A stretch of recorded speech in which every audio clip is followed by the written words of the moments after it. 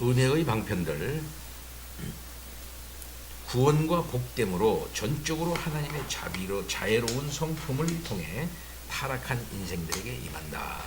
구원과 복됨은 객관적으로 그 은혜와 이에 따른 모든 유익은 그리스도 안에서 나타났는데 그는 언약이라는 방편을 통해 그것들을 획득하시고 분배하신다.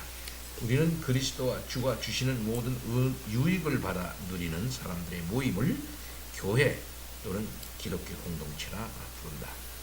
그리스도는 어떻게 자기 백성들, 그 자기 교회에게 이런 유익을 전달하시는가? 그는 특정한 방법을 사용하시는가? 신비주의자들은 이것을 부인한다. 그들은 이론론자로서 은혜가 외적 표지 혹은 행위에 의존하거나 묶여있다는 생각을 받아들이지 못하고 하나님이 또는 우리 안에 계시는 그리스도와 성령이 또는 내적 말씀이나 빛이 사람들 안에서 은혜의 역사를 이룬다고 생각한다. 말씀과 성령은 그런 내적 은혜를 지시하거나 표현할 뿐이다. 기록된 말씀은 우리 마음에 있는 것들을 표현한 것에 불과하고 성령은 그것을 시각적으로 보여주는 것이다. 예? 성령은 그것을 시각적으로 보여주는 것이다. 그런데 그게 우리가 생각한 바대로 하나 여기 첨례를 하면 요거랑 조금 관계가 있는지 어저께 그 구세군의 그 성례에 대해서 얘기했잖아요. 2주일 동안. 그래서 내가 조금 찾아봤어요. 그랬더니 구세군에서는 성례를 안 하네. 예. 세례와 성찬을 안 합니다. 예. 보니까 근 300년 동안 안 했대요. 세례와 성찬을 안 하는 이유는 성례를 반대해서 안 하기, 성례를 반대한다 이래서 안 하기보다는 반성례주의자가 아니라 비성례주의자라고 그래. 비성례.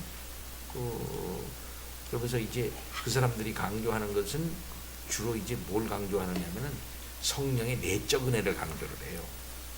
성령의 내적 은혜. 그러니까 우리가 알다시피 성례라고 하는 것은 뭘 인치는 건데 그 인치는 것은 안에 있는 역사를 인치는 거 아니야? 내적인 역사를 인치는 거 아니야? 그런 외적으로 인친다 이 말이죠. 근데 이제 그 구세군에서는 어떻게 얘기를 하냐면은 밖에서 가시적으로 인치는 게 중요한 게 아니라 내면의 은혜가 중요한 것이다. 그거를 강조해야지 세례 겉으로 나타나고 성천 겉으로 나타난 거 그게 중요한 게 아니다. 반대는 안 하는데 그걸 피하는 거야. 반대하는 건 아니에요.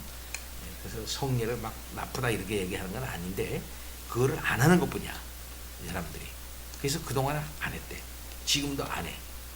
그래서 성찬과 세례를 안 베풀고 성찬을 안 베풀어요. 이게 코이코 보니까 또 코이코 교도도 그렇게 하더만. 코이코 교도, 퀘이커 거기서도 그렇게 하더라고요. 성찬을 안 해, 세례를 안 베풀어요. 그 사람들이 강조하는 건 코이코 교도 같은 경우는 우리가 알다시피 내면의 내적 광명, 이너나이트를 강조한단 말이야. 내적 광명을 강조하거든요. 외적인 거 중요한 게 아니라 내적으로 확실하게 하게 그걸 강조하고 그걸 하는 게 중요한 거지. 그리스도인이 그걸 어떻게 확인하느냐? 많은 사람들이 세례 받았다, 성찬에 참여한다, 뭐 이래가지고서 그거 가지고 난리 부리는데 그보다 더 중요한 건 하나님께서 우리들에게 내적인 은혜라. 이걸 많이 강조해야 된다 해서 그걸 안 하는 걸 뿐이에요. 안 한다고. 그러니까 이제 우리는 알다시피 보이는 교회와 보이지 않는 교회가 있잖아요. 비지블 처치, 인비지블 처치가 있단 말이죠. 그래서 보이지 않는 교회는 보이는 교회로 나타난다. 이렇게 말한단 말이에요. 그리고 하나님의 보이지 않는 은혜는 하나님의 보이지 않는 속성은 보이는 것으로 나타난다. 그래서 하나님은 무슨 하나님이냐면 자기를 표현하는 하나님입니다. 자기의 속성, 지혜로운 속성, 사랑의 속성, 거룩한 속성, 이런 속성 이런 것들을 갖다가 드러내는 하나님이다. 자기의 뜻을 계시하시는 하나님이다. 이렇게 이제 말을 하잖아요. 그런 차원에서 생각해 볼 때 하나님이 택한 백성들은 안 보이지. 그러나 택한 백성들 가시화하시잖아요. 하나님께서 교회라는 이름으로 가시화하거든요. 그런다고 볼 때 하나님의 보이지 아니하는 신비롭고 영적인 역사들이 역사 속에서 시공간 속에서 가시화 완벽하게 가시화하는 아니 그 이것이 그것이다라고 확 그런 건 아니지만 가시화한다 이 말이죠. 이렇게 그렇다고 볼 때에 하나님의 보이지 않는 역사들을 표로서 곧 세례와 성찬으로 인친다고 하는 것은 굉장히 건전하고 합리적인 것이다. 그리고 그것은 무엇보다도 이런 철학적인 것보다도 무엇보다 우리 주님이 허락을 했잖아. 응? 우리 주님이 허락을 했단 말이야. 제정하시고 직접 자기가 그것을 시행하셨잖아요. 그죠? 그리고 초대교회 그걸 했고 사도들이 했고 사도들이 했고 그런 것을 볼 때 그것을 그렇게 치부한다는 것은 좀 너무 인간적 논리다 이렇게밖에는 볼 수 없죠. 하여튼 그 구세군에서는 안 하더라고. 그건 이제 그렇게 해서 정리합니다. 자, 신비주의는 여기서 합리주의적인 소키노스주의 및 항변파와 합류하는데, 항변파는 항상 누구라고 그랬어요? 알미니안주의를 항변파라고 말하는 겁니다. 알미니우스, 소키노스는 합리주의자들이에요. 그래서 자유주의자입니다. 합류하는데, 그래서 둘이 합류해요. 둘이.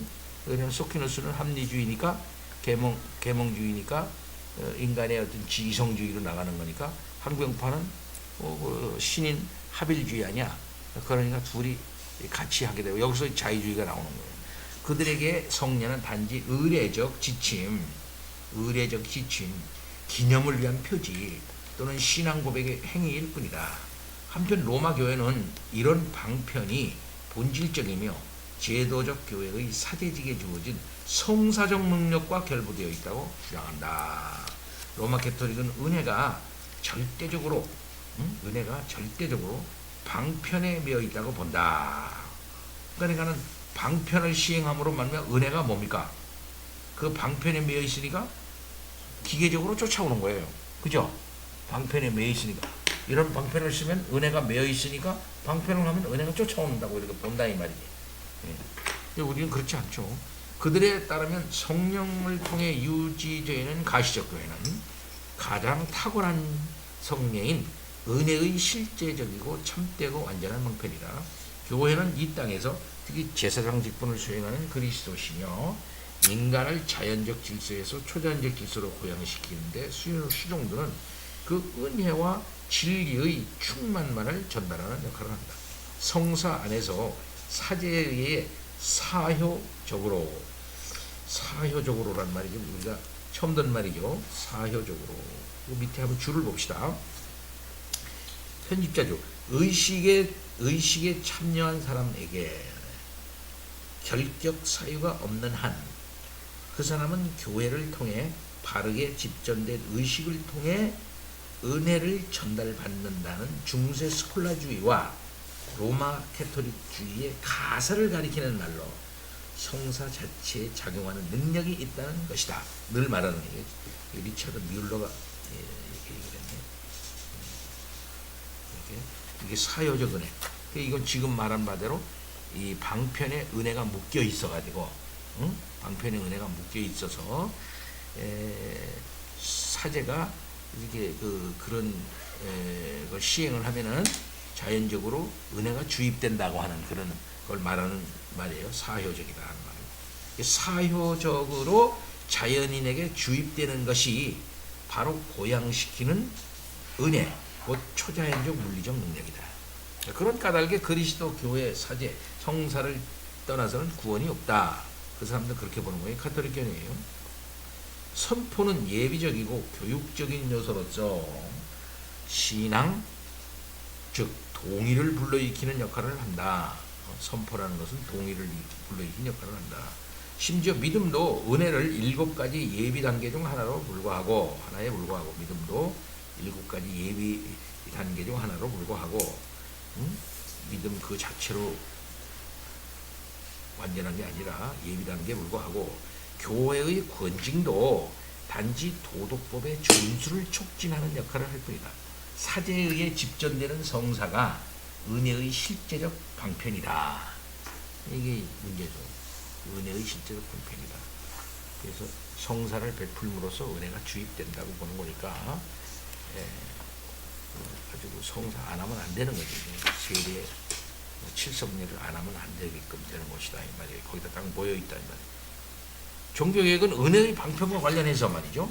이런 은혜의 방편과 관련해서 신비적 과소평가와 마술적 과대평가 사이에 중도적 입장을 취했다. 신비적 과소평가라는 건 뭘까? 아까 얘기한 신비주의자들 얘기한 거고, 마술적 과대평가라는 것은 캐토릭교회를 말하는 거예요.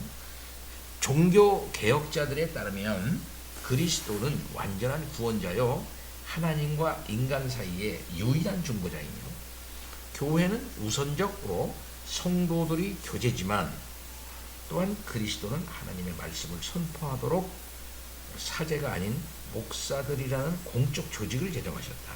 그리스도가 중세 로마 교회에서는 은혜가 사제의 권세로 이해되었지만, 그렇죠? 그러면 사제가 성사를 베풀어야만 은혜가 오는 거니까 자연히 사제에게 권세가 돌아가는 거 아니겠어요? 응? 그죠? 사제가 없으면 도대체 은혜가 없는 거지. 이렇게 될 경우에는, 그죠? 사제가 성사를 베풀어야만 은혜가 오는 거니까 그 사제에게 당연히 이게 자꾸 저 비중이 돌아가게 돼 있다 이 말이지. 이게 거의 권세가 쌓인다는 말이에요. 이제는 말씀의 영적 권세를 의미하는 것으로 바뀌었다. 중세 이제 종교개혁으로 말미암아 교회가 아닌 성경이 은혜의 방편으로 간주되었다. 성례는 말씀에 종속되었고, 그죠? 말씀에 종속되었고, 그래서 말씀이 없는 성례라고 하는 것은 의미가 없다 이렇게 보는 거죠. 말씀을 떠나서는 아무런 의미와 능력을 갖지 못했다. 그리하여 성경과 교회의 관계로 달라졌다. 보통 이제 캐토릭에서는 교회와 성경과의 관계에서 뭡니까? 여기 나오네. 종교개혁은 교회를 성경보다 우선시하는 대신에 성경이 있고 나서 교회가 있다고 보는 거예요. 성경이 교회를 형성한다 이렇게 보는 거야. 성경이 제대로 전파되어지지 않으면 교회가 생기지 않는다고 보는 것이 종교개혁이라 이 말이에요. 그러나 캐토릭은 그렇지 않죠. 교회를 다시 성경이라는 토대 위에 올려놓았고, 종교개혁이 교회보다 성경에 더 높은 지위를 부여했다. 교회가 아니라 하나님의 말씀인 성경이 탁월한 은혜의 방편이 되었다. 그렇죠? 교회가 은혜 주는 게 아니라 성경이 은혜 준다는 거죠. 예. 게다가 말씀은 모든 사람의 손에 들려졌고 구원을 열망하며 성경을 연구하는 모든 사람이 쉽게 이해할 수 있게 되었고, 공적 선포는 물론 가정에서 성경을 읽고 연구할 때에도 강력하고 은혜로운 것으로 여겨졌다. 이게 무슨 소리야? 공적 선포는. 그리하여 믿음으로 말씀을 받아들인 그리스도인들은 사제주의에서 연결됐다. 그러니까 사제가 교회라고 하는 데서 성사를 베풀면서 이제 이렇게 해야만 은혜가 됐는데, 이제는 개인이 성경 공부를 통해서 하나님의 말씀인 성경을 직접 해서 그 공부하고 성경을 통해서 하나님의 말씀을 받을 때도 은혜를 받는다는 거예요. 예. 그러니까 사제가 없어도, 캐토릭의 사제가 없어도 은혜 생활할 수 있게 됐다는 거죠. 중동교회. 왜 그렇습니까? 성경이 은혜를 주니까. 하지만 말씀과 성례라는 은혜의 방편의 필요성을 거부한 신비주의와 달리, 그러니까 신비주의에서는 뭡니까? 당연히 은혜의 방편을 거부할 수밖에 없죠. 왜 그러냐면 신비적인 그걸 추구하는 거니까. 그렇죠? 신비적인 아니 무슨 소리야? 어떤 세례를 받았다고, 세례라고 하는 행사, 그 다음에는 또 무슨 성찬이라고 하는 행사, 이런 걸 했다고 해서 은혜가 임한다는 게 말이 돼? 왜 그러면 속의 성례가 은혜라는 것은 속으로 임하는 건데, 하나님과 직접 통하는 건데 하면서 그런 것을 거부한 거죠. 그렇죠? 신비주의라는 것이. 그러나 신비주의의 그런 면과 또 그다음에는 마술적인 그런 캐톨릭 사이에 중도를 걸었다 그랬잖아 우리 저기는요. 그렇죠? 그러니까 천상 신비주의에서는 세례와 성찬을 중요하게 보지 않겠죠. 당연히. 그러니까 코이코교도 같은 데서는 세례와 성찬을 안 한다는 이유가 거기에. 거기에 영향을 받은 구세군 같은 데도 이런 겉으로 하는 행사인 세례와 성찬을 안 한다는 거지요. 그러면서 이제 성령운동 하는 거죠. 종교개혁은 말씀과 성례가 은혜를 나눠주기 위한 하나님의 일방적 방편으로 이해했다. 그러니까는 말씀도 은혜를 주고 성례도 은혜를 주는 방편이라고 봤다. 종교개혁은요. 중요한 겁니다. 교회는 신자들의 어머니고 직분은 말씀과 성례를 시행하기 위해 제정되었다. 은혜의 주된 내용은 하나님의 호의로 말미암은 용서, 죄 회복, 죄 용서, 그분의 형상을 따른 영적 갱신이다. 은혜의 방편은 자신의 예언자직, 제사장직, 왕직을 지속적으로 수행하시는 그리스도의 인격과 사역으로부터 결코 분리될 수 없으며 은혜의 방편이라는 게 되죠. 그가 이 땅에 세우신 교회 그리고 자신의 말씀과 성례의 상징을 맡기신 직분자들과도 분리될 수 없다.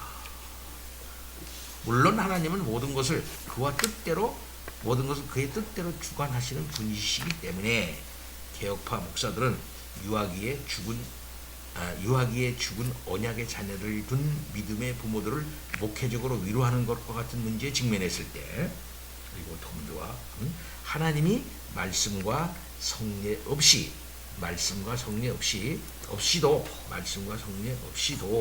다시 말해서 성령만으로도 사람을 중생시키고 구원하실 수 있다고 인정했다. 이게 뭐야? 유아기에 죽은 언약의 자녀를 둔 부모들을 위로할 때 말이죠. 그럼 어때? 유아기에 죽었으니까 말씀을 몰랐단 말이야. 응? 유아기에 죽었으니까 성례를 참여할 수 없었다 이 말이죠. 응? 그럼 얘네들을 어떻게 하면 좋습니까? 저기 같은 경우에는 캐톨릭 같은 경우에서는 뭡니까? 성사에 참석을 한다거나 아니면은 걔네들도 어릴 때 유아세를 주니까 하나님의 그런 거에 의해서 자동적으로 한다 이렇게 말할 수가 있지만 우린 뭐라고 말해? 응?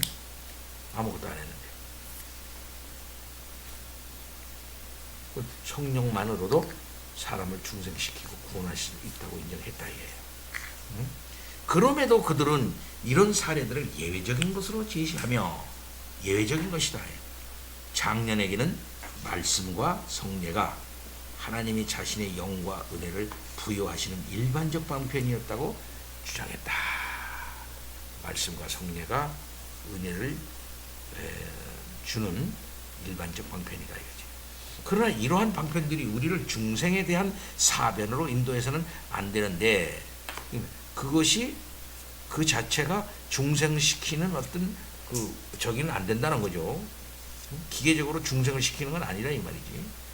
왜냐하면 이러한 사변이 우리가 그리스도 안에서 그리스도를 통해 구원의 은혜를 베푸시는 하나님의 기뻐하시는 뜻 안에서 안식을 누린다는 사실을 망각하게 만들 우려가 있기 때문이다. 하나님은 신자들의 교제이자 어머니인 그리스도의 교회에게 자신의 은혜를 분배하는 일을 기꺼이 맡기신다. 교회에게 은혜를 분배하는 일을 기꺼이 맡기신다. 하나님은 부모들과 자신의 언약을 세우실 뿐만 아니라 그들 안에서 자녀들과도 언약을 세우신다. 그는 언약이라는 방편으로 자신의 유익을 나눠주신다.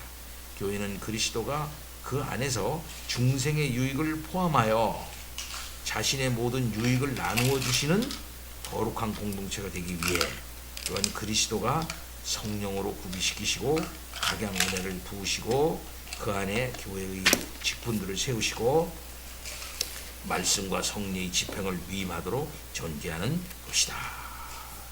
이 모든 것이 은혜의 방편이라는 말에 포함되는데 그것은 믿음, 회심, 죄와의 싸움, 기도와 같이 우리가 언약의 유익을 지속적으로 누리는 데 필요한 모든 것까지 확정될 수 있다. 물론 이런 표현은 신중하게 다뤄져야 하겠지만 말이다. 엄밀히 말해서 말씀과 성례만이 은혜의 방편, 즉 그리스도가 자신이 교회에게 주시고 자신의 은혜를 전달하도록 지정하신 인식 가능한 외적 행위와 표지로 간주될 수 있다. 이 방편들은 잠시라도 그리스도의 인격과 사역에서 분리될 수 없고 유기체와 기관인 교회와도 분리될 수 없다. 말씀을 교회에다 맡겼다 이 말이죠. 말씀을 교회에다 맡겼다. 그리고 교회는 말씀을 전파하는 기관이다 이 말이죠. 그 다음에는 교회의 사역자를 세워가지고 직분자를 세워서 성례를 또 베풀도록 했다 이 말입니다. 그것도 교회 안에서요. 그래서 말씀을 통해서 은혜가 임하도록 하고 또 성례를 통해 가지고 그 은혜가 임하도록 그러니까 하나님께서 하셨다는 주님께서 그러니까 말씀과 성례는 매우 중요한 방편이다. 이 말씀의 선포. 미역국수 있어요. 이거 그냥 먹는 거예요? 깨 먹는 거 아니에요? 포네요? 먹는 거예요. 근데 그냥 계속 읽어주세요. 가장 중요한 은혜의 방편은 하나님의 말씀이다.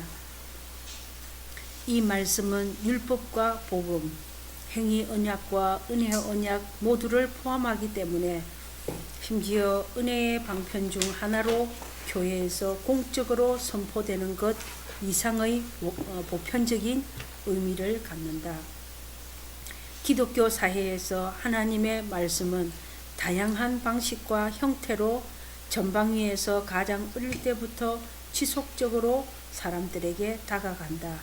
하나님은 내적 부르심을 통하여 심지어 의식이 알아차리기 전부터 어린아이들의 마음에 빈번히 그 말씀을 전하여 그들로 거듭나고 성화되게 하신다.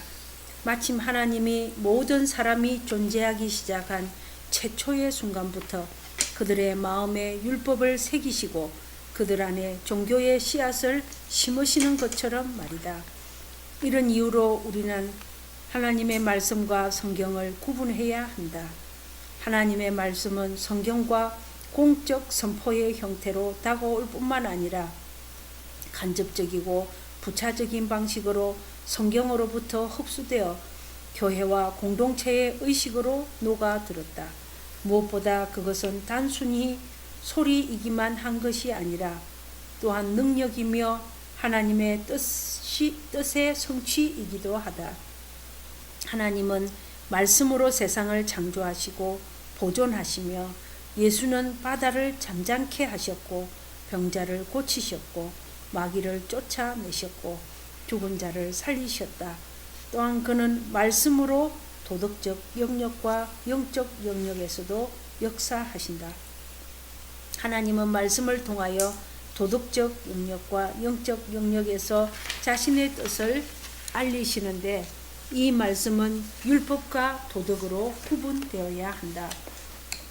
예수는 세리들과 죄인들, 가난한 자들과 죄수들에게 용서와 구원의 복음을 가져오심으로써 자동적으로 당시에 만연해 있던 바리새적이고 율법주의적인 종교관과 충돌을 하였다.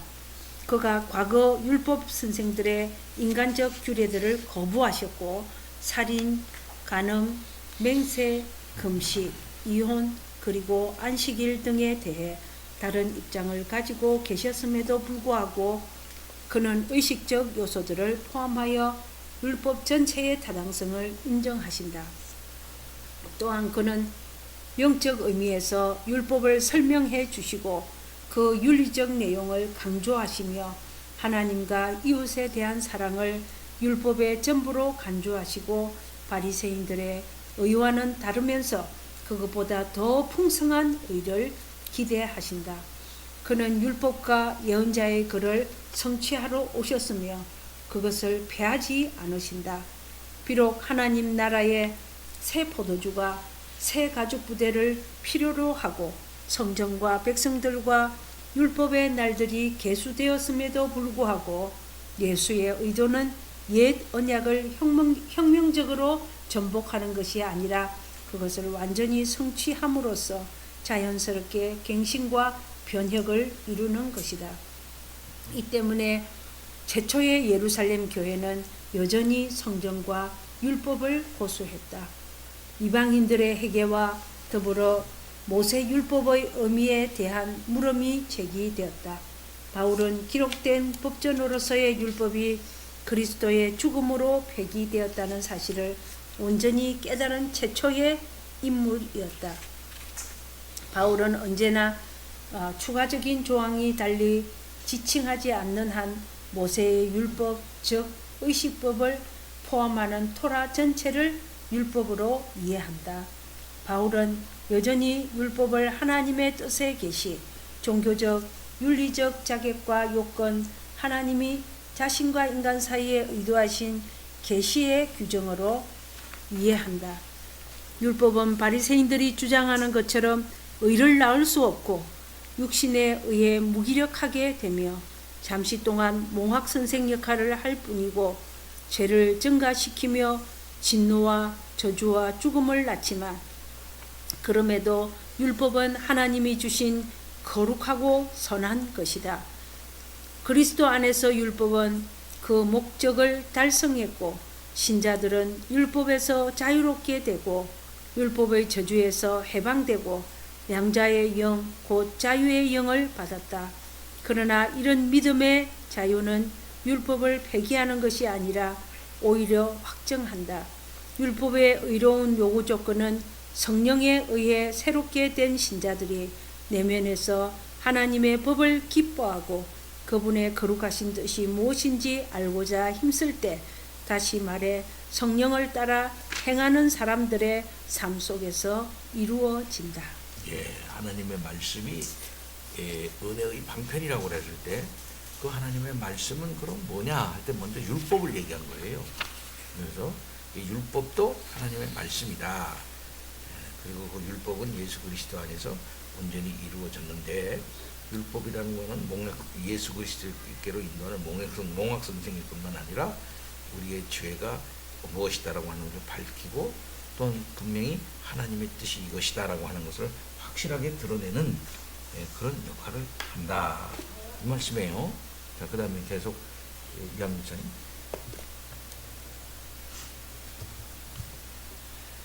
말씀은 율법과 복음으로 구분된다. 다양한 반율법주의, 영지주의, 마니교, 제세례파 등 반율법주의가 율법과 복음의 대립을 격화시키는 반면에 다양한 종류의 율법주의, 펠라기우스주의, 반펠라기우스주의, 로마 가톨릭, 소키누스주의, 합리주의 등은 이 대립을 약화시키거나 상쇄시킨다. 로마 교회는 옛 언약과 새 언약을 각각 율법 및 복음과 동일시했고 모세뿐만 아니라 예수도 율법자였다. 구약 성경에서 복음의 존재와 신약 성경에서 율법의 존재를 부인했다. 하지만 로마 교회는 신약의 법규들과 위협들을 받아들임으로써 복음을 새로이 또 하나의 율법으로 변질시켰고 결과적으로 율법 대 복음이라는 바울 서신의 대립관계를 제거하였다. 그뿐 아니라 율법은 요구할 뿐이고 복음은 약속할 뿐이라는 의미에서 율법과 복음은 다르지 않은 것으로 인정되었다. 왜냐하면 율법과 복음이 동일하게 계명들과 위협들과 약속들, 신비들과 약속들과 교훈들, 믿어야 할 것들과 소망해야 할 것들을 포함하고 있기 때문이다. 더욱이 새로운 율법인 신약 성경의 복음은 모든 점에서 옛 율법인 구약 성경의 율법을 훨씬 능가한다. 율법은 미완성의 복음이다. 복음은 완성된 율법이다. 복음은 씨앗 안에 숨겨진 나무와 이삭 안에 숨겨진 알곡처럼 율법 속에 포함되어 있었다. 율법과 복음을 이렇게 구분하는 것은 비록 전적으로는 아니더라도 상당 부분 지지받을 수 있다. 종교개혁은 두 시대를 아우르는 은혜 언약의 통일성을 견지하는 동시에 율법과 복음을 뚜렷이 대비시켰다. 한편으로 종교개혁자들은 제세례파에 대항하여 두 시대를 아우르는 은혜 언약의 통일성을 고수했던 반면 다른 한편으로는 율법과 복음의 뚜렷한 대비를 하나님의 뜻에 대한 두 가지 본질적으로 다른 계시로 간파했고 이를 통해 은혜의 종교로서 기독교가 갖는 독특성을 다시 회복시켰다. 아브라함에게 주어진 약속은 옛 언약 안에서 선포된 복음이었으며 그것은 오직 믿음으로부터 믿음에 의해서 의를 얻는다는 것이었다. 율법과 복음은 서로를 상쇄하지 않으며 율법과 복음의 구분이 옛 언약과 새 언약의 구분과 동일한 것도 아니다. 이 두 언약 모두에 율법과 복음이 있기 때문이다. 율법도 하나님의 뜻으로서 거룩하고 지혜롭고 선하고 영적이며 그것을 따르는 자들에게 생명을 가져다 준다. 율법으로 하여금 탐욕을 자극하고 죄를 증가시키고 진노를 불러일으키고 죽이고 저주하고 정죄하게 만들었던 것은 바로 죄였다. 이 율법과 대비되는 자리에 그리스도의 복음이 있는데 그것은 구약 성경의 약속에 대한 성취를 담고 있으며 그리스도로부터 우리에게 이르고 그리스도를 그 내용으로 삼으며 다른 무엇보다 은혜, 화해, 용서, 의로움, 평강, 자유, 생명을 담고 있다. 이 본문들에서 율법과 복음은 요구와 선물, 명령과 약속, 죄와 은혜, 질병과 치료, 사망과 생명으로 대조된다. 율법은 하나님의 거룩하심에서 나오고 본성적으로 알려지고 모든 사람에게 주어지고 완전한 의를 요구하고 행위로 말미암는 영생을 주고 정죄한다. 이와 대조적으로 복음은 하나님의 은혜에서 나오고 오직 특별 계시를 통해서만 알려지고 귀를 기울이는 자들에게만 주어지고 완전한 의를 제공하고 믿음 안에서 선한 행위를 양산하고 무죄를 선고한다. 율법과 복음에 대한 이런 이해는 어찌됐든 조건과 요구처럼 보이는 믿음과 회개에 대한 선포가 참으로 복음에 속한 것이고 율법으로 간주되어서는 안 되는 것인지 하는 의문을 불러일으킨다. 엄밀히 말해 복음에는 요구나 조건 같은 것들이 전혀 없고 오직 약속들과 선물들만 있을 뿐이다. 믿음과 회개는 징의와 마찬가지로 은혜 언약의 유익이다. 하지만 실제적인 관점에서 복음은 항상 율법과 결합되어 있으며 그 결과 성경 전반에 걸쳐 언제나 율법과 얽혀서 등장한다. 복음은 언제나 율법을 전제하는데 왜냐하면 복음은 하나님의 형상으로 지음받아 하나님 앞에 이성적 피조물로 서 있고 외적 증거와 양심의 내적 부르심을 통해 율법을 알고 있는 사람들에게 다가오기 때문이다. 하나님은 복음이 사람들에게 도달할 때까지 그들에게 부재하신 것이 아니다. 복음의 부르심은 하나님으로부터의 첫 번째 부르심이 아니다. 모든 사람은 복음에 의해서가 아니라 먼저 본성과 율법에 의해 하나님을 그분의 말씀대로 믿고 그분이 우리 인간에게 말씀하시는 복음을 암묵적으로 받아들일 의무가 있다. 복음이 요구하고 명령하는 형태를 갖는 것은 율법에서 기인한다. 그러므로 믿음과 회개는 하나님의 율법의 이름으로 또한 하나님의 형상의 담지자들로서 그들이 하나님과 갖는 관계로 말미암아 사람에게 요구되는 것인데 그 요구는 택자와 거듭난 자들 뿐만 아니라 모든 사람에게 차별 없이 주어진다. 그럼에도 믿음과 회개는 언제나 율법이 아닌 복음의 구성 요소들이다. 그러므로 복음은 항상 율법을 전제하지만 특히 내용에서 율법과 다르다.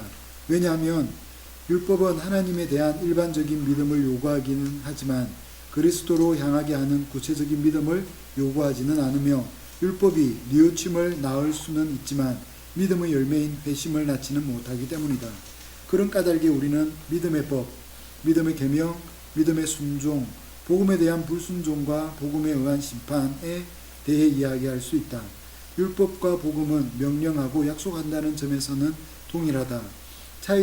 차이점이라면 율법은 인간이 자신의 의를 이룰 것을 요구하는 반면 복음은 그들이 모든 자기 의를 버리고 그리스도의 의를 받아들이도록 초청하고 심지어 이를 위해 믿음의 선물을 제공한다는 점이다. 하지만 이 부분에서 개혁파는 루터파와 다른 입장을 견지했다. 루터파는 거의 배타적일 정도로 정죄하고 고소하는 율법의 기능에 주목했으며 그 결과 그들에게 가장 큰 복은 율법으로부터의 해방이었다. 율법은 단지 죄 때문에 필요할 뿐이다. 루터파는 율법의 삼중 용도, 곧 죄를 억제하기 위한 정치적, 공민적 용도, 죄에 대한 지식을 불러일으키기 위한 교육적 용도, 신자의 삶의 규칙으로서 율법의 교훈적 용도에 대해 언급한다. 하지만 이 마지막 용도는 오로지 신자들이 계속해서 죄인으로 남아있고 율법에 의해 억제되어야 하고 계속해서 죄를 알아가는 경우에 한해서만 필요할 뿐이다. 믿음과 은혜가 모습을 드러낼 때 자동적으로 율법은 소멸되고 모든 의미를 상실한다. 율법과 복음이 회심의 순간부터 임종 때까지 그리스도인의 경험의 일부로 남아있는 것은 바로 죄 때문이다. 개혁파의 견해에 따르면 율법은 하나님의 존재의 표현이기 때문에 인간은 당연히 율법의 지배를 받는다. 율법은 영속적이다. 율법은 아담의 마음에 새겨졌고 다시 성령으로 말미암아 신자들의 마음에 새겨진다. 모든 신자는 천국에서 율법에 부합한 삶을 살 것이다. 따라서 율법으로부터의 자유란 그리스도인이 더 이상 율법과 아무 상관이 없음을 의미하는 것이 아니라 율법이 더 이상 신자들에게 구원의 조건으로 아무것도 요구할 수 없고 더 이상 그들을 심판하고 정죄하지 못한다는 것을 의미한다. 신자들은 남은 생애 동안 그들의 속 사람으로 율법을 즐거워하고 주야로 그것을 묵상한다. 복음은 한시적이다. 하지만 율법은 영속적이며 엄밀히 말해 복음에 의해 회복된 것이다. 그러므로 개혁파 신학에서 비참함의 교리보다는 감사의 교리에서 훨씬 더 비중 있는 역할을 차지하는 율법은 교회 안에서 복음과 더불어 항상 선포되어야 한다. 예, 루터파의 견해와 개혁파의 견해인 율법과 복음에 대해서 얘기를 했어요. 그러니까 그 앞부분에 대해서는 아까는 율법 얘기하고 그 복음 얘기하면서 복음과 율법과 어떤 관계가 있느냐 그런 얘기를 했는데 우리가 이제 한 가지 조심해야 할 것은 뭐냐면 율법과 복음을 대립적으로 보는 견해입니다. 완전히 대립으로 보는 거예요. 그래서 구약은 율법이고 신약은 복음이다. 그러니까 구약은 하라, 이렇게 하라만 얘기하고 있고 신약은 믿어라만 얘기하고 있다는 거예요. 그래서 우리는 신약 시대에 왔으니까 율법하고는 관계가 없다 이렇게 보는 거예요. 어떤 면에서는요.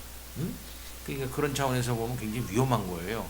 이렇게 이 루터파의 견해는 신약과 구약을 날카롭게 대립적 관점에서 보고 있습니다. 율법과 복음이라고 하는 이게 아주 굉장히 간단한 구도 형식을 딱 가지고 율법은 정죄하고 그 정죄한 것을 신약에 와가지고 예수님이 완전히 이름으로써 이제 우리는 율법과 관계가 없다 하고 그까지 얘기를 한다는 말이죠. 여러분 그 교육을 받으셨나 모르겠네. 한번 받아보셨나 모르겠다.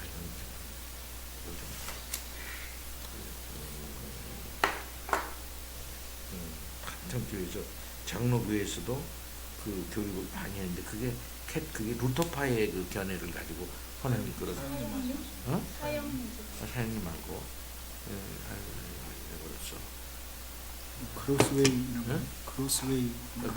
크로스웨이도 약간 그런 면이 있어요. 근데 크로스웨이 말고 그 전 거 크로스웨이 유행하기 전에 그 전 게 있었 또 하나가 그건 완전 루터파 견해를 가지고 하는 거예요. 그러니까 율법과 복음을 아주 날카롭게 대조를 시켜놓고 율법에 의해서 정죄받은 우리들이 복음에 의해서 완전히 구원받았다 이렇게 하면서 구약은 율법, 신약은 복음 이렇게 딱 구도를 딱 가지고 얘기하고 있단 말이에요. 그러나 우리 개혁파 견해에서는 율법도 복음적 의미가 있죠. 율법도 그래서 구약에도 복음적 의미가 있다 이 말이에요. 그래서 복음은 율법은 결코 완전히 폐해진 게 아니고 뭐만 폐해진 거예요. 정죄하는 요소만 폐해진 거단 말이야. 정죄하는 요소. 그러나 율법이 하나님의 뜻을 갖다가 확 드러내는 하나님의 거룩과 하나님의 의를 드러내는 거는 그냥 남아 있는 거예요. 그 율법은 그건 우리들에게도 계속 저촉이 되는 거야. 그래서 율법의 정죄에서부터 우리는 해방되었으나 율법이 말하는 하나님의 뜻으로부터는 우리는 해방된 거 아니에요. 당연히 그렇게 지켜야 되는 거예요. 이러한 것들을 다 복음과 율법 이런 것들을 이것들이 말씀으로서 우리들에게 방편이 된다 이거죠. 성령과 말씀 그리고 권세 원집사님.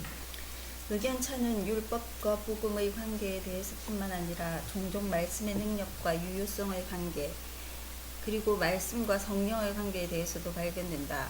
율법주의, 유대교, 펠라기우스주의, 합리주의, 로마 가톨릭 율법주의는 성령의 특별한 초자연적 능력이 불필요하다고 보는 반면, 반율법주의, 제세례파 신비주의는 성령의 내적 조명에 모든 기대를 걸고 말씀에서는 오직 상징과 그림자만을 발견할 뿐이다.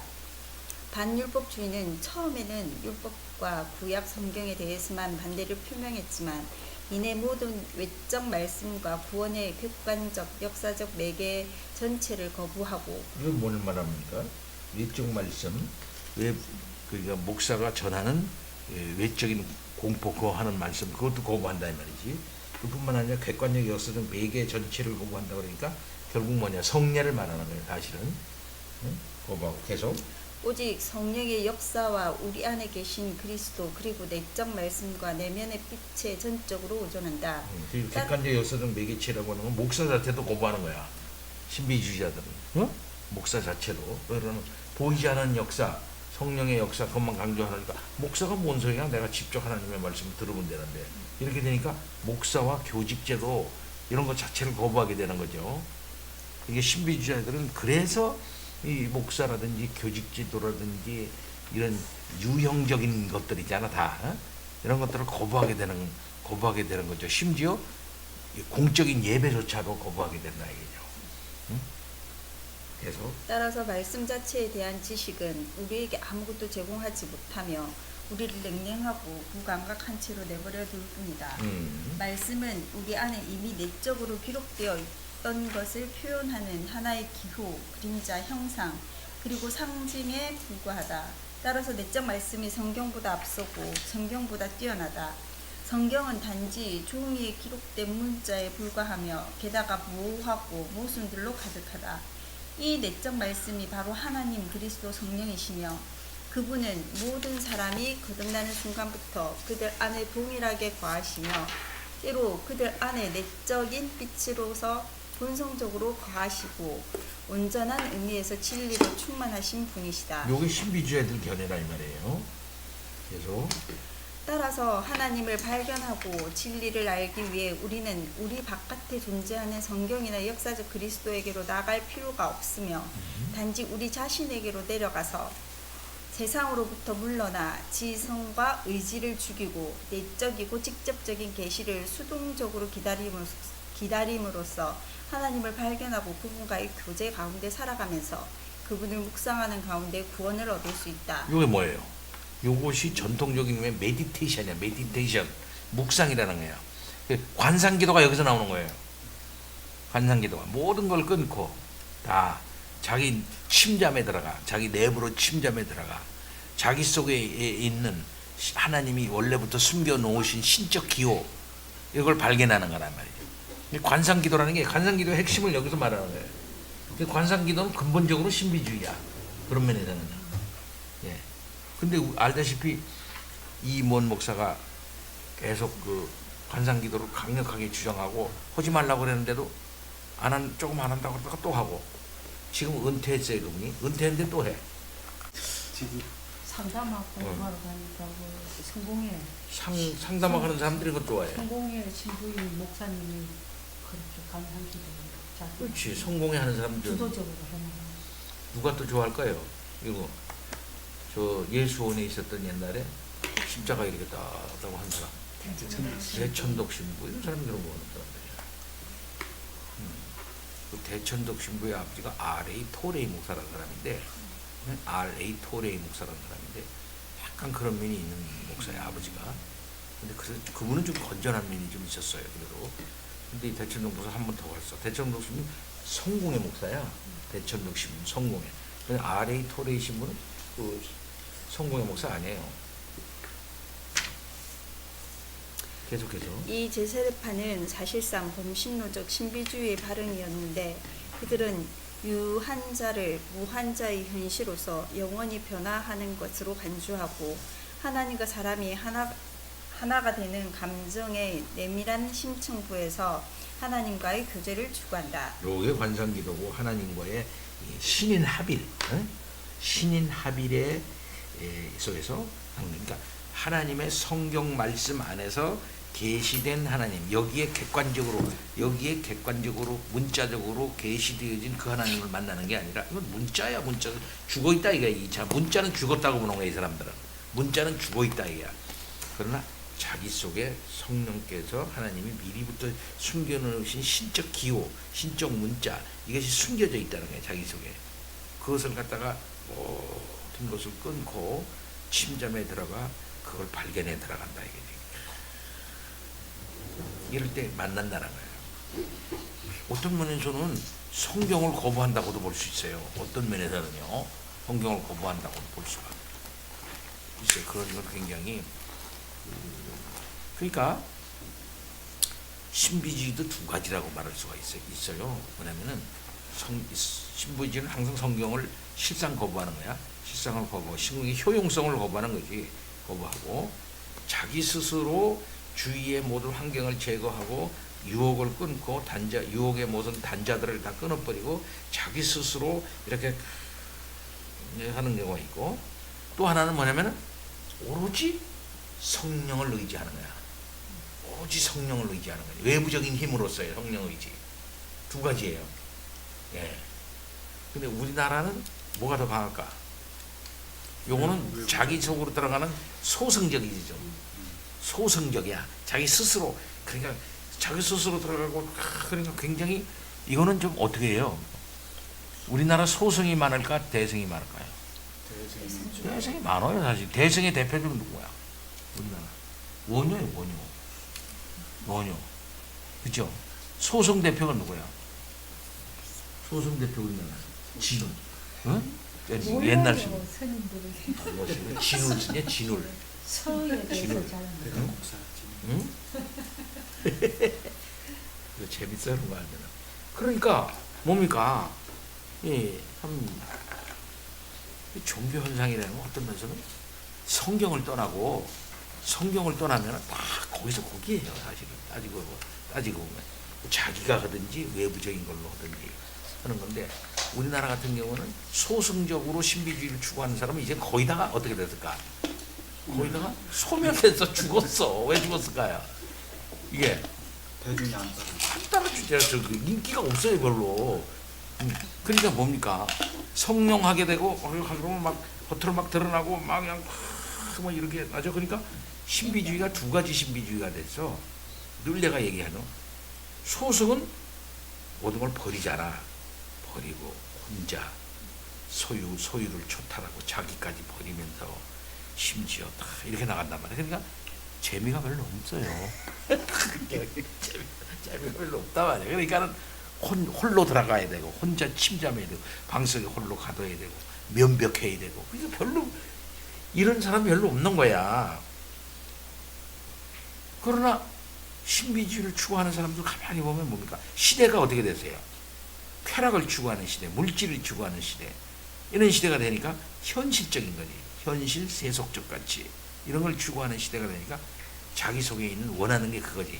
그것도 얻으려고 하는 게 있다면 한쪽에는 늘 얘기하는 건, 한쪽에는 물질을 원해요. 하나는 쾌락을 원해. 자기 속에서 원하는 거, 자기 속에 진실로 원하는 건 그거거든. 그거 원해. 그러니까 그런 사람들 보면 헐건 다 하는 거야. 성욕도 다 헐건 다 발산하고, 물질욕도 발산하고, 소유욕도 다 발산하는 거야. 하면서 한 손에 딱 쥐고, 동시에 한쪽으로는 성령에 붙잡히는 거, 그치? 성령에 의해서 붙잡히는 걸 또 원해. 그러니까 한 물질도 원하고 성령에 붙잡히는 걸 동시에 원해. 요게 우리나라의 이 세속적 신비주의예요. 네. 그 대표적으로 뭐로 나타났다고 내가 늘 얘기했어요. 그걸로 나타난 거예요. 그러니까 거기에 확 쏠려버리는 거예요. 그러나 그 사람들이 소승적으로 해봐라. 아까 얘기한 것처럼 해보면 헐겁 하겠습니까? 못하겠습니까? 그 사람들은 못해요. 할 수가 없죠. 부자도 되지 말고 예. 부자도 되지 말고. 그건 뭡니까? 옛날에 그 어떤 스님처럼 그 무소유 쓴 그 스님, 훌륭한 스님, 법정 스님처럼 다 버려야 되는데, 버리면 의자도 나무들 찌그러진 걸 30년 써야 되고, 이쑤시개도 그 2년, 그 사람들은 그 성철 스님 이쑤시개를 2년 썼다 그러잖아. 누더기 옷 입어야 되는데, 그거 쉽지 않거든요. 우린 이것도 아니고 저것도 아니고, 소승도 아니고 대승도 아니고. 자, 계속. 이와 대조적으로 루트파와 개혁파는 동일하게 율법주의와 반율법주의에 대항하여 성령이 말씀과 상관없이 역사하실 수도 있다 하더라도 일반적으로 말씀과 성령은 함께 간다고 가르쳤다. 함께 간다 그러면, 그러나 여기서 또 달라져요. 계속. 그러나 루트파가 말씀을 통해 역사하는 성령에 대해 말하기를 선호한 반면 개혁파는 말씀과 더불어라는 표현을 선호했다. 우리는 하나님의 말씀이 율법을 통해 오는 경우에도 항상 능력과 함께 온다는 점을 기억해야 한다. 그것은 사람의 말이 아니라 하나님의 말씀이기 때문에 살아있고 영원하며 살아서 역사하고 어두운 곳을 밝히는 등불이 된다. 또한 그것은 사람의 마음속에 뿌려진 씨앗으로서 자라고 번식하는데 씨를 뿌리고 물을 준 자들은 아무것도 아닐지라도 씨앗 자체는 대단한 가치를 지닌 것이다. 요컨대 그것은 구원을 주시는 하나님의 능력이다. 우리는 온갖 형태의 신령주의에 대항하여 이러한 진리의 풍성하고 온전한 의미를 지켜내야 한다. 더불어 우리는 만사를 내적인 것과 외적인 것, 영적인 것과 물질적인 것, 영혼과 시간, 본질과 형상 등으로 대립시키는 모든 이론론을 거부해야 한다. 이거 아주 중요한 거죠. 이거 뭐 특별히 이 바빙크의 아주 설득력 있는 견해입니다. 언제나 얘기해 바빙크. 이건 사실 칼빈주의예요. 그죠? 이론론을 거부해야 된다. 계속. 하나님은 하늘과 땅, 영혼과 육체, 물질과 정신을 만드신 창조주시다. 하나님에게서 나온 말씀은 창조하고 보존하고 심판하고 죽이고 재창조하고 새롭게 하고 항상 그 뜻하신 바를 이루고 결코 헛되이 돌아오는 법이 없다. 사람의 말은 화자가 그 말에 얼마만큼의 마음과 정신을 쏟느냐에 따라 능력이 좌우되지만 하나님은 언제나 자신의 능력의 말씀 속에 충만히 임재하신다. 성경에 기초하여 자유롭게 선포된 말씀은 그것이 비록 성경 자체의 말씀과 동일하지는 않지만 여전히 하나님에게서 나온 말씀이고 인간에게서 나오지만 본질적으로 하나님에게서 나온 말씀이며 성령의 능력으로 말해지는 것이기 때문에 항상 바람직한 결과를 낳는다. 하나님의 말씀은 결코 하나님, 그리스도, 성령으로부터 분리되지 않는다. 말씀은 결코 영속적이거나 자존적이지 않으며 말씀을 그 창조자 및 저자로부터 이실론적으로 분리시킬 수도 없다. 성령은 항상 말씀과 더불어 계신다. 성령은 의식이 없는 능력이 아니라 늘 동일한 방식으로는 아니지만 언제나 말씀과 함께 과하시면서 그것을 보존하시고 역사하게 하시는 인격이시다. 예, 루터파와 이 개혁파의 말씀과 성령과의 관계의 차이점을 우리가 알아야 돼요. 그러니까 루터파는 뭡니까? 말씀과 성령이 함께 한다고 하는 것과 같지만 루터파는 말씀을 통해 역사하는 성령, 개혁파는 말씀과 함께 이걸 강조한다 이게요. 그럼 이게 무슨 소리냐면은 말씀과 성령과의 관계 면에서 얘기하는 거예요. 그러면 우리가 보통 얘기하잖아요. 루터파는 말씀 자체가 능력이 있다는 거예요. 말씀 자체가 능력이 있다. 근데 우리는 요게 루터파 얘기네요. 말씀 자체가 능력이 있다. 근데 우리는 말씀 자체의 능력이 있다기보다는 성령께서 말씀과 함께 역사하고 있다. 그걸 강조하는 거예요. 이게 무슨 소리냐면은 말씀이 성령이 역사하지 않으면은 말씀이 성령이 역사하지 않으면 그 말씀이 이해되지 않는다는 거죠. 예? 이해되지 않는다는 거예요. 무슨 말씀인지 알죠? 그러나 루터파는 말씀 자체가 능력이 있어가지고 사람을 변화시킨다는 거예요. 말씀 자체가. 그러나 우리는 그렇게 하지 않고 성령이 말씀과 함께 역사하심으로 역사하신다는 거죠. 그러니까 한마디로 다른 말로 말하면 주도가 어디가 주도가 돼 있어? 성령이 주도가 되고 있었어. 개혁파에서는 성령이 말씀과 함께 할 때 역사하신다 이 말이죠. 그러니까는 한마디로 성령이 주가 되는 거야. 성령이 주가 되는 거지. 이거 좀 달라요. 루터파 견해하고. 그러니까 우리는 보다 더 신론적이다고는 볼 수가 있다. 이렇게 볼 수가 있겠어요. 성령의 역사를 강조한다고 개혁파가요. 무슨 말인지 알죠? 아무리 뭐 이렇게 이 자체가 성경이라고 해도 이게 읽어도 이게 무슨 뜻인지 모른다는 거예요. 성령이 역사하지 않으면 이게 개혁파 견해는. 그러나 이제 그 루터파 견해는 이 말씀 자체에 능력이 있기 때문에 읽으면 알게 된다 이 말이지. 깨닫게 된다 이 말. 그러나 읽어도 모른다고요. 사람이 성령 역사지는 몰라. 성령이 말씀과 함께 역사해야만 이제 이해가 되어지고 깨닫게 된다 하는 것이 우리의 견해란 말이죠. 이 말씀과 성령과의 관계에서 루터파와 개혁파가 다른 점이에요. 그래서 이처럼 말씀이 항상 동일한 효과를 낳지 않는다는 사실은 우리가 성령의 사역이 가지는 독특성을 인정하지 않고서는 중생시키고 새롭게 하는 말씀의 역사를 이해할 수 없다는 점을 상기시켜준다. 새롭게 하시는 성령은 언제나 그리스도 영일 뿐이며 그리스도가 정하신 방편을 통해 역사하신다. 말씀은 항상 효력을 가지며 결코 무력하지 않다. 복음은 심지어 잃어버린 자들 안에서도 그 효력을 발휘한다. 그들에게는 복음이 넘어짐의 원인이고 거슬리는 것과 어리석은 것이며 부딪히는 돌이고 죽음에 이르게 하는 사망의 냄새다. 측량할 수 없는 하나님의 선하신 뜻에 따라 성령은 말씀을 통해 사람들을 회개하게 하실 뿐만 아니라 강팍하게도 하신다. 이처럼 말씀은 사람들을 세우기도 하고 넘어지게도 한다. 그는 항상 말씀을 통해 역사하시지만 언제나 동일하게 역사하시는 것은 아니다. 성령이 말씀을 통해 사람들을 믿음과 회개로 이끌기를 원하실 때 그는 말씀에 객관적으로 어떤 것을 더하실 필요가 없다. 말씀은 선하고 지혜롭고 거룩한 하나님의 말씀이자 그리스도의 말씀이며 성령은 모든 것을 그리스도에게서 취하신다.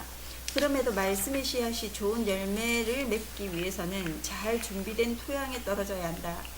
그 땅은 말씀의 씨앗을 받을 준비가 되어 있어야 하며 성령의 주관적 행위가 객관적 말씀에 더해져야 한다.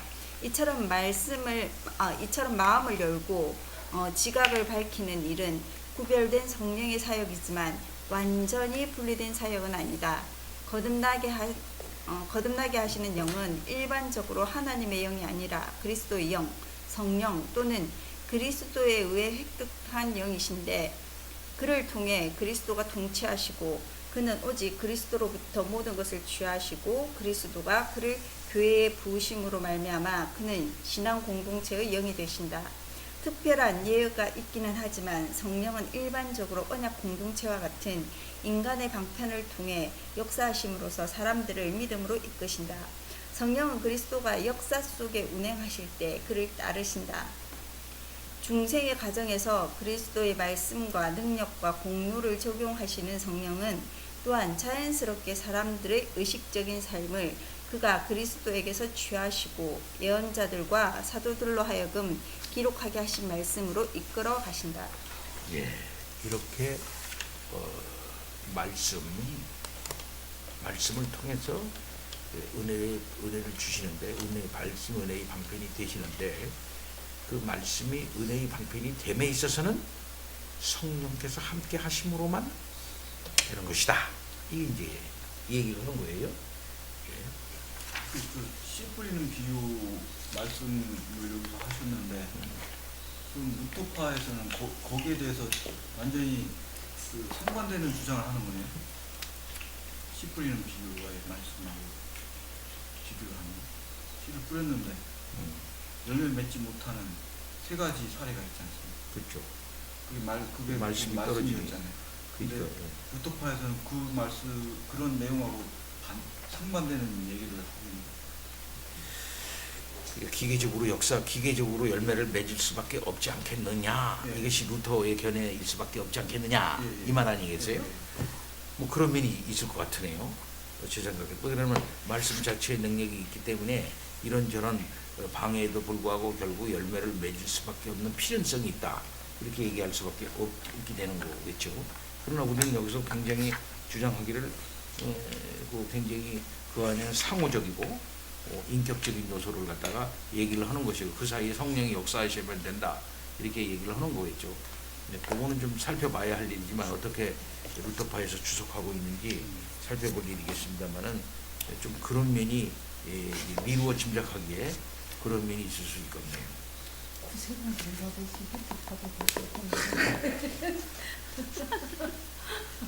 루터파 주석이 또 따로 있어요. 루터파의 주석이. 그래서 루터파 주석도 굉장히 많습니다. 루터파 학자들도 뭐 워낙 많으니까 말이죠. 교육파 주석과.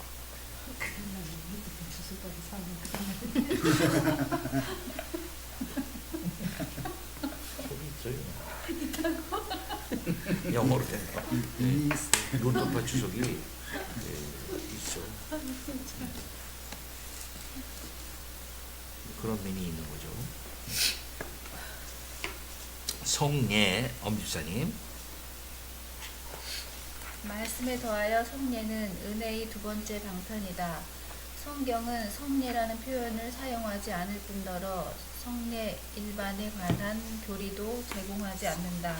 또한 성경은 할례파와 유월절, 세례와 성찬에 대해 언급하지만 이런 규례들을 하나의 용어로 요약하지 않는다. 우리는 예루살렘 교회가 함께 모여 사도의 가르침을 받아 서로 교제하고 떡을 떼며 오로지 기도하기를 힘썼다는 말씀 외에는 그 교회 모임이 조율된 방식에 대해 아는 바가 별로 없다.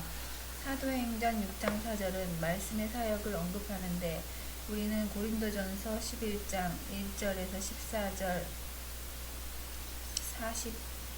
40절 14장 40절에서 좀 더 많은 것을 배울 수 있다. 그들은 개인적 신앙 고백을 근거로 세례를 통하여 그리스도의 이름으로 교회에 받아들여진 후에 주의 날에 정기적으로 모임을 가졌다. 두 가지 모임이 있었던 것으로 보이는데 하나는 말씀 사역을 위한 모임으로서 비회원들도 출입이 허락되었고 성경 읽기와 기도와 찬송으로 이루어졌다.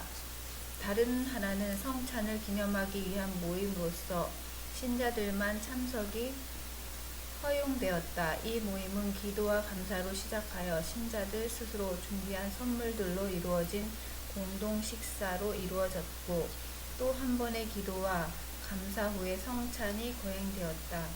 일부 학자들은 사도시대의 성찬이 공동 식사와 분리되지 않았고 애찬 전체가 감사요 주의 만찬이었다고 주장하지만 바울은 고린도전서 11장 20절에서 21절에서 이 두 가지를 구분하면서 가정에서 미리 일반 식사를 함으로써 그 둘을 전적으로 분리시켜야 한다고 제안한다.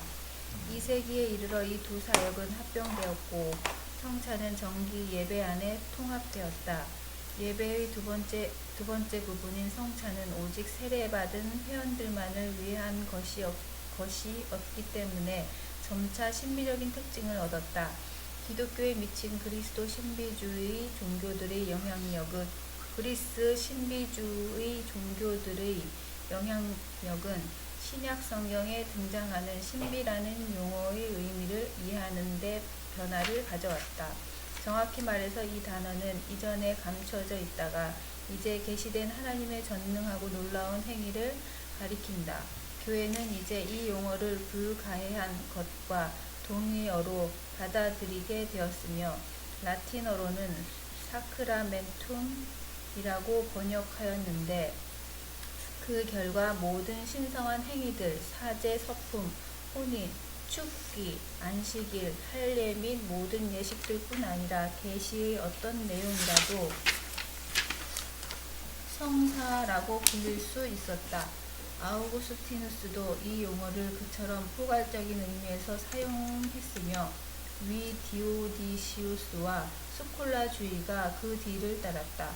비록 세례와 성찬이 성사들로 칭해지는 신성한 행위들 가운데서 탁월한 위치를 점하기는 했지만 그러한 용어의 모호성으로 인해 성사들의 수요는 오랜 기간 확정되지 않은 채로 남겨지게 되었다.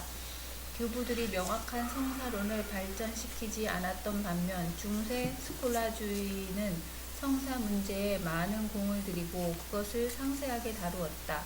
롬바르두스가 우리에게 익숙한 7성사를 최초로 열거한 후에도 신학자들과 교회회의는 여전히 포괄적 의미에서 성사를 다룬다. 이런 상황은 롬바르두스의 명제집이 신학 연구를 위한 일반 안내서가 되고 피렌체 공의회가 7성사로 그 수를 확립할 때까지 지속된다. 용어에 대한 정의와 숫자상의 제한은 서로 밀접한 관련을 갖는데 이에 관한 로마 카톨릭의 교리는 트리엔트 공의회에서 확정되었다. 중세의 일치된 합의사항에는 그리스도가 새 언약 안에 7성사, 세례, 견진, 성체, 구회, 종부, 신품, 혼인을 제정하셨으며 이 7성사가 특별한 은혜를 수여하고 가치의 차득이 있으며 구원을 위해 필요하고 사유적으로 은혜를 전달하고 교회의 참된 목적에 따라 행동하는 서품받은 사제에 의해서만 합법적으로 집행되고 교회가 수여하는 것을 수령자가 받고자 의도할 때만 참으로 받아들여질 수 있다는 주장이 포함된다. 모든 성사는 특별한 은혜를 수여하고 세례와 견진 그리고 신품 성사는 제거할 수 없는 특성을 부여한다.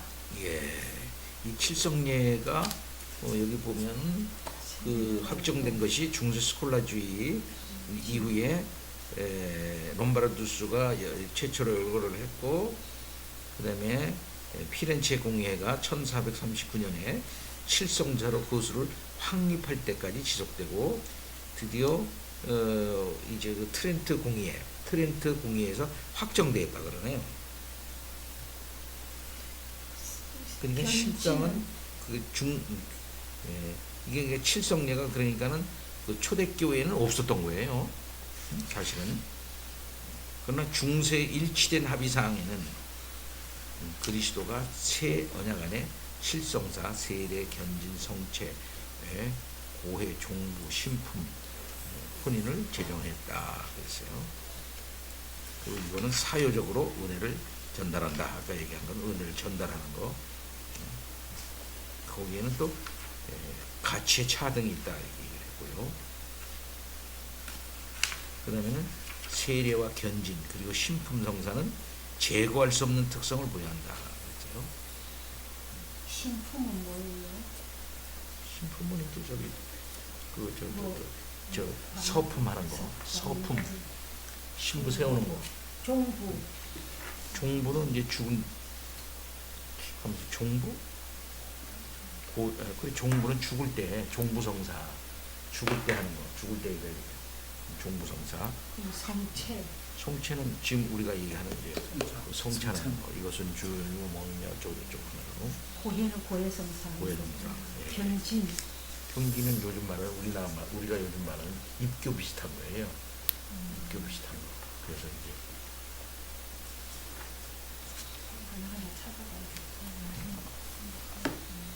자 524 배입사님. 성사 교리의 발전은 성경에서 점점 더 멀어지는 방향으로 나아갔다. 로마 카톨릭은 성사가 단지 성화의 은혜를 부여할 뿐이라고 함으로써 죄책과 사지로부터 은혜를 거의 전적으로 제거하고 그것을 외부에서 사람들에게 내려오는 초월적 은사로 변형시킨다. 로마 카톨릭은 성례와 말씀 간의 연결고리를 거의 완벽하게 차단하고 후자에게 단지 일시적이고 예비적인 의미만을 부여한다. 그리하여 성례의 은혜가 말씀으로부터 독립했으며 심지어 그 가치에 있어 말씀을 능가하게 되었다. 예. 신앙은 더 이상 성사 수혜자에게 요구되는 조건이 아니다. 성화의 은혜로서의 은혜는 성사를 통해 사유적으로 주어지며 단지 수혜자가 극복하기 어려운 장애물을 두지만 않는다면 문제될 것이 없다. 그 성사를 통해서 사효적으로 성화의 은혜가 주입된다. 이렇게 보는 거죠. 예? 말씀과 관계 없이라도. 그러니까 계속 오게 흐른 거예요. 그래서 반복적으로. 그러니까 결국 그게 뭡니까? 뭐가 되겠어요? 반복적으로 하니까 뭐가 반복적으로 하면 할수록 많이 하면 할수록 뭐가 자꾸 생긴다는 게 뭐야? 주술이야 이게. 미신이라는 게 미신이 돼버리는 거죠. 그래서 따라서 성사는 하나님이 사제에게 부여하신 능력에 의해 사제의 손에 들린 도구로서 물리적으로 그리고 마술적으로 작용한다. 종교개혁은 성경에 따라 로마 카톨릭의 가르침을 수정하였다. 츠빙글리와 루터 그리고 칼뱅은 모두 성례가 사제의 은혜를 부여하고 말씀이 없이는 무가치하며 그 작용은 수혜자의 신앙을 전제한다고 가르쳤다. 그러나 종교개혁자들 역시 성례 교리에 대해 서로 다른 견해를 가지고 있었는데 성례가 실제로 그들의 신학적 가르침을 구체적으로 표현하는 것이었기 때문이다. 루터는 제세례파에 맞서 성례의 객관적 성격을 강조했고 츠빙글리는 성례가 믿음의 상징이라고 가르쳤으며 칼뱅은 성례가 은혜 언약 안에 있는 하나님의 약속의 상징이요 인침이라고 가르쳤다. 루터파의 이해에 따르면 하늘의 실체가 성례의 요소들 안에 요소들과 함께 요소들 아래 감춰져 있다. 마치 성령의 능력이 말씀 안으로 들어가서 은혜가 성례를 통해 작용하는 것처럼 말이다. 여기서 성례는 은혜의 도구, 매개체, 도움, 수단, 기관이 된다. 츠빙글리에게 성례란 오직 믿음을 가지고 그 믿음을 통해 그리스도와 그분의 모든 유익을 공유하는 사람들에게만 시행되는 것이기 때문에 성례는 무엇보다 믿음의 상징이자 증거이며 신앙 고백의 행위다. 성례는 단지 우리의 믿음이 고대하는 유익들을 상기시킨다는 점에서만 부차적으로 믿음을 강화하는 방편이 된다. 성례는 우리의 믿음이 우리 자신을 벗어나 점차 그리스도 안에서 주어진 하나님의 은혜로 향하게 하며 그렇게 함으로써 그 믿음을 훈련시키고 강화한다. 물론 칼뱅 역시 성례를 신앙 고백의 행위, 즉 하나님을 향한 우리의 경건에 대한 상호 증거로 본다. 하지만 그것은 부차적인 요소일 뿐이며 1차적으로 성례는 외적 표지를 통해 확증된 우리를 향한 하나님의 은혜에 대한 증거, 말씀 안에 주어진 하나님의 약속들에 대한 표지들과 인침들, 우리가 그분의 은혜의 풍성함을 묵상하게 하는 거울들이다. 성례는 그 자체로 본유적인 능력을 전혀 갖지 못하며 다만 신자들에게 은혜를 나눠주기 위해 하나님이 택하신 도구들에 불과하다. 하나님은 이런 방식으로 신자들의 믿음을 강화하고 장려하신다. 불신자들은 단지 표지만 받을 뿐 그 표지가 가르치는 실체는 받지 못한다. 그러나 칼뱅과 이후의 개혁파 전통은 하나님이 어떻게 성례 가운데 은혜를 나누어 주시는지에 대해서는 명확히 밝히지 않았다. 루터파와 개혁파 전통을 벗어난 제세례파, 소키노스주의, 항변파, 합리주의자, 퀘이커 교도들 사이에서는 점차 츠빙글리의 성례 교리가 받아들여졌다. 성례는 이제 덕의 증진을 목적으로 하고 다른 엄숙한 의식들로 쉽사리 대체될 수 있는 기념물과 신앙 고백적 상징으로 전락해버렸다. 슐라이어마어가 성례의 객관적 성격을 유지시키고 다양한 견해들을 하나로 통합하려 시도했지만 그는 성례에서 가장 우선적이고 중요한 것이 무엇인지에 대해 유보적인 입장을 취했기 때문에 그의 설명은 교회를 만족시키지 못했고 화해를 이루지도 못했다. 예, 이렇게 그 성례에 대한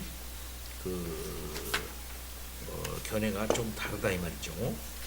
츠빙글리 견해, 루터파와 개혁파 견해가 좀 다르다. 우리가 알다시피 루터파는 이 성례에 대해서 특별히 성찬에 대해서 공제설을 주장하죠. 공제설, 그죠? 공제설. 그다음에 쯔빙글리는 뭡니까? 보통 기념설이에요. 기념설. 또 칼빈은 뭡니까? 보통 영적 임재설이라고 보통들 얘기하죠. 쉽게 그냥 얘기하는 거예요. 신학자들이 얘기하는데, 근데 이제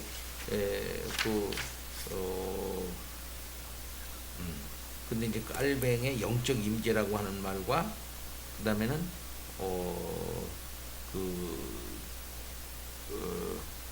루터파의 그 공제설, 그다음에 화채설 이런 것들은 실제로 뭡니까? 여기 그 뭐예요? 화채설 같은 것도 실제로 그리스도의 몸이 여기 임재해 있으니까, 그렇잖아. 여기 임재해 있으니까 실제로 임재한단 말이야. 실제로. 그러니까 그분을 실제로 있으니까 그분을 만난다는 거죠. 그분을 실제로 먹는다는 거지. 예? 실제로만, 육체적으로. 응? 그 다음에 루터파도 뭐야? 실제로 공지한다 하니까 그의 몸을 실제로 경험하는 거죠. 맞고. 응? 그럼 칼빈은 영적 임재라 그랬으니까 영적으로 임재한다 그랬으니 영적으로 임재한다고 하면서도 그것은 실제적이면서도 참다옵게 하나님을, 주님을 만난다 그랬거든요. 응? 그러니까 임재에 있어서는 같은 거란 말이에요. 세세선도 화채설이나 공제설이나. 그러나 그 사람네들은 뭐냐면은 루터파와 화채설은 뭡니까? 성찬상 안에서, 그렇잖아. 지금 육체가 여기 와 있잖아. 그 사람네들은 말 그대로 화채설이가 여기 있는 거 아니에요. 공제도 여기 있는 거 아니에요. 근데 성찬상 안에서 여기에서 그리스도를 만나는 거야. 그러나 영적 임재라고 하는 것은 뭡니까? 영적으로 임재를 했지만 칼빈은 뭐라고 말하냐면 이건 단순히 기념하는 거나 상징하는 게 아니고 실제로 참으로 만난다 그랬거든요. 그럼 어디에서 만나는 게 중요하게 되는 거지? 어디에서 만나느냐? 그 사람네들은 화채와 공제설은 이 성찬상 안에서 만난다는 거지. 실제로 그리스도를. 응? 그리고 성찬상에서 먹는다는 거예요. 그러나 우리는 뭡니까? 여기가 아니라 저기에서, 하늘에서, 천상에서 우리가 그리스도와 실제로, 그 다음에는 뭡니까? 그리고 참으로 그리스도를 만나고 먹는다, 이렇게 보는 거예요. 그게 좀 다르다 이거예요. 그러면서 단순히 기념이나 상징하는 것 이상이다, 그거 보는 거예요. 실제로 그리스도를 만난다고 보는 거죠. 그런 견해를 가지고 우리가 칼빈의 이런 견해를 가지고 성찬을 대할 때 더 실감나고 더 그렇게 하고, 비록 영적인 임재지만은 그러나 실제로 참으로 그리스도를 만난다는 거예요. 이걸 우리가 알아야 되겠어요. 요것 때문에 많은 어려움이 있었어요. 루터파하고 서로 합치려고 그러다가 못 합치고 이렇게 결국 이렇게 안 된 거죠. 그러나 여기 보다시피 그러나 칼뱅 이후의 개혁파 전통은 하나님이 어떻게 성례 가운데 은혜를 나눠 주신지에 대해서는 명확히 밝히지 않았다. 루터파와 개혁파 전통을 벗어난 제세례파, 소키누스, 항변파 합리주의자들은 코이코 교도들 사이에서는 점차 쯔빙글리의 성례 교리가 받아들여졌다. 근데 아까 얘기한 쯔빙글리의 이런 성례론이 오늘날 많은 그 장로교 교회 교인들에게도 맞는 얘기네. 이렇게 되는 경우가 많죠. 심지어 나는 우리 합신 졸업한 어떤 사람하고 신학계나 아는 사람들하고 어떤 사람하고 논쟁을 했는데, 이 쯔빙글리 견해가 우리 견해라는 거야. 쯔빙글리 견해가 우리 견해다고. 그건 우리 조직신학 교수가 그렇게 얘기했다는 거예요. 무슨 말입니까? 아니에요 하고 내가 강력하게 얘기하고 반대했는데 나중에 내가 잘못했어요 목사님 그러더라고. 그러니까 합신 나온 사람들도 이게 이런 견해를 취하는 사람이 많다고요. 몰라. 근데 옛날에 옛날에 그 목사님들 이렇게 보면은 영적 임재설에 대해서 확실하게 잘 몰랐어요. 거의 이게 기념설 정도, 이 쭈빙길리 개념만 갖고도 굉장히 은혜롭게 이제 생각을 한 거죠.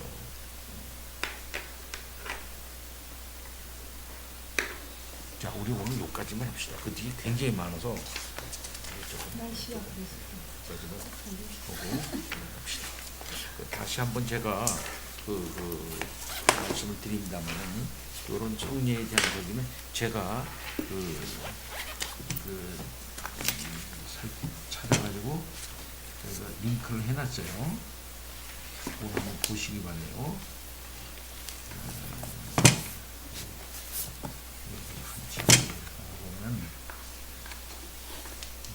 여기 신원균 박사라고 지금 대신의 조직신학 교수예요. 교육신학 교수 신원균 박사라고, 이 사람이 개혁파 성찬론, 영적 임재설, 찌빙글리 루터, 카톨릭, 칼빈 견해에 대한 다른 견해들 해가지고 쭉 이렇게 해놨고요. 이 사람 요걸 갖다가 요건 자기의 설교나 강의를 갖다가 이렇게 놓은 거고요.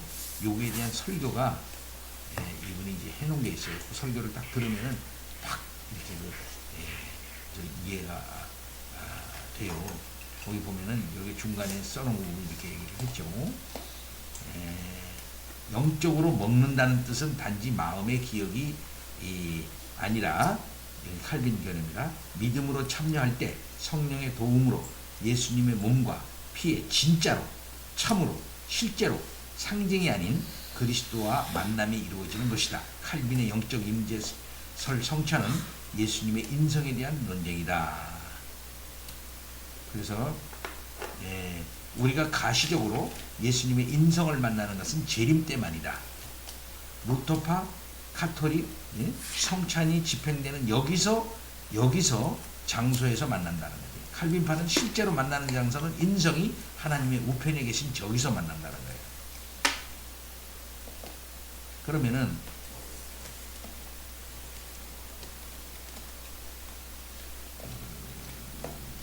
주님과 만나는 것, 십자가의 죽으심으로 그리스도의 죄를 없애주시는 것을 기억하고, 주님의 몸과 피를 상징하는 떡과 포도주를 먹고 마실 때 실제로 예수님과 교제하고 연합한다. 외적 감각에 주신 것이기에 온 감각을 동원해서 참여하는 것이다. 그래서 눈으로 바라보고 먹고 마시는 것이다. 성찬의 효력의 시간은 장소에 한정되지 않는다. 그래서 성찬의 은혜를 사모하고 갈급해하고 기다리고 보물이기를 바란다. 이렇게 썼어요. 요 설교를 강의를 한 실제적인 강의 내용이 또 있어요. 그걸 갖다가 이렇게 보면은 신홍준 이 사람이 아주 간단하게 쉽게 설교를 해놓은 게 있어요. 그걸 보면은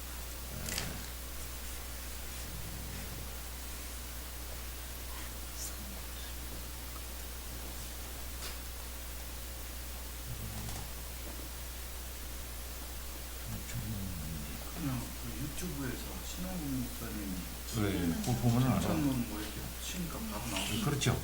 그 찾아보시면은 성찬론 논쟁 도표 뭐 이런 것도 나오고, 그리고 참고해 보시면은 어디게 그분 설교를 한번 그러면 한 3-40분 들으면은 더 쉽게 여기 칼빈 성찬론의 성찬론 영적 임재설의 의미로구나. 특별히 이분은 웨스트민스터 신앙 고백을 연구해가지고 박사학위 받은 사람. 자, 우리 잠깐 기도하고 마치.